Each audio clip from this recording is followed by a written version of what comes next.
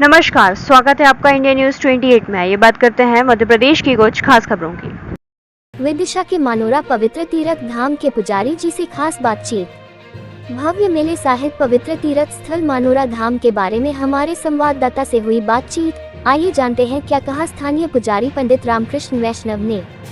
खबर मध्य प्रदेश के विदिशा शहर से लगभग 40 किलोमीटर दूर मानोरा कस्बे में लगने वाला विशाल श्री जगन्नाथ स्वामी का मानोरा मेला अपने आप में एक पौराणिक गाथा को समेटे हुए है। इस विषय पर विस्तृत रूप चर्चा करने पर स्थानीय पुजारी पंडित रामकृष्ण वैष्णव ने बताया कि लगभग 400 वर्ष पूर्व ग्राम के धनी व्यक्ति मानकचंद तरफदार एवं उनकी धर्मपत्नी रानी पद्मावती द्वारा प्रभु को यहां लाने का जिम्मा उठाया गया था। अपार संपत्ति को त्याग कर संतानहीन मानकचंद तरफदार सपत्नी रानी पद्मावती प्रभु मिलन की आस लेकर लगभग 400 वर्ष पूर्व ग्राम मनोरा से उड़ीसा जगन्नाथपुरी की ओर पिंड यात्रा करते हुए निकल पड़े। अपार भक्ति से प्रसन्न होकर प्रभु ने बीच रास्ते में ही दंपत्ति को दर्शन दे दिए और वरदान स्वरूप प्रभु ने स्वयं को भक्त को समर्पित कर आषाढ़ मास की दोज तिथि को अल्प समय के लिए मानोरा धाम पधारने का वरदान दे दिया।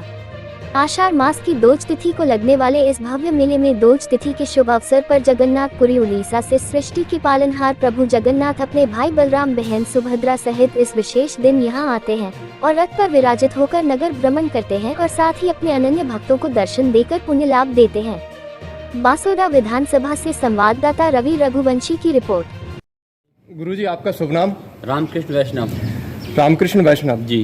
तो इस वक्त गुरुजी आप हमारे दर्शकों को ये बताइए, ये जो मानोरा धाम में एक जो पवित्र तीर्थ स्थल बन चुका है, जी जी जी, वर्तमान मौजूदा परिस्थिति में यहाँ पर जो मेला लगता है जी, वो किस तिथि को लगता है मेला? यह लगता है आधे आषाढ़ की दोज को। आधे आषाढ़ की दोज को जी। तो यहाँ पर क्या मान्यता है और किस आधार पर यहाँ पर ये एक विशाल मेले का भव्य आयोजन किया जाता है? यहाँ जगन्नाथपुरी उड़ीसा से भगवान आषाढ़ से दोज को पधारते हैं, उसी आधार पर यहाँ मेला लगता है। और लोगों की जो आस्था है, भगवान जगन्नाथपुरी से आते हैं और लोगों की आस्था है वो यहाँ उनके काम यहाँ सिद्ध होते हैं, इसलिए लोग यहाँ दर्शन करने आते हैं। तो आप क्या बताना चाहेंगे कि जो जगन्नाथपुरी से स्वयं प्रभु तारणहार जो आते हैं दोज को, जिस प्रकार से आपने बताया आषाढ़ सुदी दोज को जिस प्रकार प्रभु यहाँ आते हैं, तो प्रभु स्वतः ही आते हैं या फिर कोई सज्जन पुरुष प्रभु को लेने के लिए वहाँ मनाने के लिए गए थे? यहाँ के एक पटेल से तरफदार मानकचंद जी रघुवंशी जी वो वृद्ध हो गए थे। उनके मन में विचार आए हम जगन्नाथपुरी उड़ीसा दर्शन करने जाएं, तो पटेल साहब लेटते हुए दर्शन करने जा रहे थे, वो फास्ट टांग करते हुए, और पत्नी जी उनकी सेवा के लिए साथ में जा रही थी। तो पटेल साहब लेटते हुए जा रहे थे, जाते जाते आधे रास्ते पहुँच पाए थे पटेल साहब, उनका मांस सब छिल गया, हड्डी आ गई थी। फिर भगवान ने सोचा, जगन्नाथ स्वामी ने सोचा कि हमारे भगत यहाँ तक नहीं आ पाएंगे, तो भगवान स्वयं दर्शन देने रास्ते में उनके लिए आए थे साहब। तो भगवान ने कहा भाई कहाँ जा रहे हैं? यहाँ जा रहे हैं, हम आ गए हैं। तो पटेल साहब ने कहा कौन प्रभु? तो प्रभु हम प्रभु ही हैं, आप दर्शन मतलब पटेल साहब बोले दर्शन संक्षेप में दर्शन दो हमारे लिए। तो भगवान ने को संक्षेप में दर्शन दिए। तो भगवान ने कहा क्या इच्छा आपकी? तो पटेल साहब बोले प्रभु समझो आप। तो भगवान ने कहा आपके पास संतान तो अभी है नहीं है, तो मांगो की प्राप्ति हो जाएगी, मगर वो आगे चल कर आपका नाम डूब भी सकती है। तो पटेल साहब ने फिर सोचा ये गलत है, तो उन्होंने फिर संतान नहीं मांगी। बोले प्रभु आप तो मुझे मेरी नगरी में मुझको नित्य दर्शन दो मेरे लिए। तो भगवान बोले ठीक है, आप यहीं से वापस जाइए, मंदिर बनवाइए, हम आधे आषाढ़ के दोज को, अमावस्या के बाद दोज आती है, उस दोज को हम आएंगे। पटेल साहब आज वापस आ गए, उन्होंने यहाँ मंदिर बनवाया। तो भगवान ने पंडों को सपना दिया। जिस प्रकार से प्रभु जो आपने यहाँ पर ये गूढ़ कथा बताई है कि किस प्रकार से प्रभु का यहाँ आगमन हुआ और कौन उन्हें लेकर आया प्रभु को मनाकर, तो अब देखिए इस पे जिस प्रकार से प्रभु ने उनसे वार्तालाप किया, उनसे संवाद किया, उस दौरान मानकचंद जी को ये प्रमाण हो गया, उनको भरोसा हो गया कि चलो प्रभु ने मुझे दर्शन दे दिए। लेकिन यहाँ की जो जनता थी उसे किस प्रकार से इस बात पर भरोसा हुआ? उनकी यहाँ से मन्नत पूरी हो रही है, इसलिए वो लोग आते हैं यहाँ पे। ये ध्वजा लगी है, उनकी मन्नत हो रही है, साष्टांग करते हुए, लेटते हुए, कीर्तन करते हुए, भजन मंडली लेते हुए वो लोग आते हैं ध्वजा लेके। तो ये मंदिर किस वर्ष स्थापित किया गया था? इसका तो कोई लेखा जोखा नहीं, तो बताते हैं इनको साहब 450 से 500 वर्ष हो गई। हमारे यहाँ पूजा करती ही 8-9 पीढ़ी हो गई पूजा करते हैं यहाँ पे। तो मतलब यहाँ पे नित्य 8 पीढ़ियां गुजर चुकी हैं आपकी पूजन करते हुए? जी जी जी जी। अच्छा जी। तो आप यहाँ पे बताना चाहेंगे कि जो मेला का भव्य आयोजन किया जाता है जी, ये पूर्णतः किस प्रकार से आयोजन किया जाता है? कौन कौन समितियाँ इसमें सहयोग प्रदान करती हैं? इसमें तो वही आषाढ़ की दोज है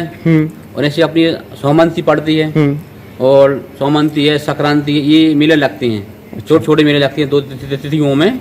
और बड़ा मेला अपना रोज का रहता ही है ये। और जिस प्रकार से ये आयोजन किया जाता है, मेले का भव्य आयोजन किया जाता है जी, तो आस्था के आधार पर इस भव्य आयोजन में क्या कोई सरकार द्वारा कोई आपको आंशिक या पूर्ण रूप से योगदान दिया जाता है? शासन का पूर्ण रूप से योगदान होता है इसमें। अच्छा, जी जी जी जी, शासन का पूर्ण रूप से योगदान होता है, पूर्ण रूप से। और जिस प्रकार से यहाँ पे जो चढ़ोतरा चढ़ावा आता है, जी, जी, जो मन्नतें पूरी होती हैं, यहाँ पे भंडारे होते हैं, जिस जी। उस प्रकार से जो धन होता है उसका व्यय कहाँ पर किया जाता है? इसका जो धन आता है कमेटी रखती है, कमेटी अपने निर्माण कार्य में उसका व्यय करती है। अच्छा जी जी, देखिए, कई लोगों के मन में ये शंका रहती है कि हम जो चढ़ावा चढ़ा कर आ रहे हैं वो प्रभु के चरणों में अर्पित हो रहा है या नहीं हो रहा है। जी, जी, जी। तो इस आधार पर मेरा पूछना यही था कि कमेटी जिस प्रकार से चंदे का एकत्रण करती है, ग्रहण करती है, तो उसका व्यय किस प्रकार से और किन कार्यों में खर्च करती है? धर्मशाला बन रही इसी में कमेटी व्यय करती है, निर्माण कार्य में लगाती है। जी जी जी, धन्यवाद, बहुत बहुत धन्यवाद गुरुजी आपका। जी। और आइए इसी के साथ हम आपको एक बार प्रभु के श्री चरणों के दर्शन करवाते हैं। जी, कैमरा मूव करो साइड। गुरुजी के साथ।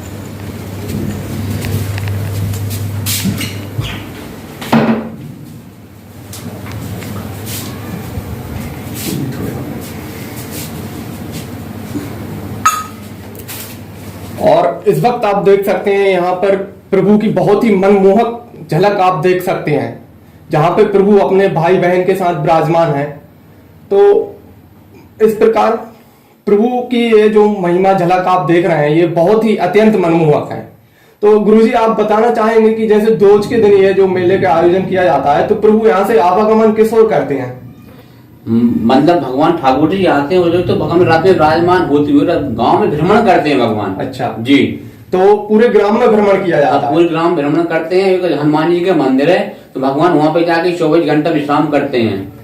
और फिर विश्राम करने के तदुपरांत विश्राम करने के बाद 30 को शाम को 4 बजे वापस पुनः अपने स्थान पे पधार जाते हैं ठाकुर जी। अच्छा, पूरे एक वर्ष के लिए? जी जी, बहुत बहुत धन्यवाद गुरुदेव, आपका बहुत बहुत धन्यवाद जो आपने हमें हमारे चैनल के माध्यम से दर्शकों को इस बहुत ही प्राचीन स्थल की महिमा का गुणगान किया और इसके बारे में बताया। बहुत बहुत धन्यवाद गुरुदेव आपका।